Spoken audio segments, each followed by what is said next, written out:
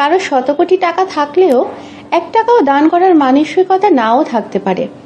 আবার কারো 1 টাকা থাকলেও সেই 1 টাকাও মানুষের ভালোর জন্য যে কোনো মুহূর্তে খরচ করতে রাজি থাকেন। কেননা মানবিকতার চেয়ে বড় কোনো ধর্ম নেই। মানুষের মানবিক বোধ তাকে ঊর্ধ্বে তুলে ধরে। কেন এই মানবিকতার গালগল্প? সম্প্রতি ঢাকা বিশ্ববিদ্যালয়ের কিছু শিক্ষার্থী দেশে শীতার্ত মানুষের জন্য ক্যাম্পাসে পুরাতন জামাকাপড় সংগ্রহ করছিলেন। সেখানে এক রিকশা চালককে তার নিজের একমাত্র শার্টটি খুলে দান বাক্সে জমা দিতে দেখা গেছে। জয়নাল আবেদিন নামের একজন ফেসবুক ব্যবহারকারী নিজের ফেসবুক টাইমলাইনে এই মানবিকতার ছবিটি পোস্ট করেন। তিনি লিখেছেন, একটি উজ্জ্বল দৃষ্টান্ত।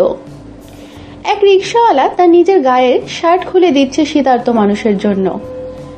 সামান্য রিকশা চালকের এই বিশাল মনের পরিচয় মানবিকতার দরজায় এক কঠিন আঘাত বলে বিবেচনা করা হচ্ছে।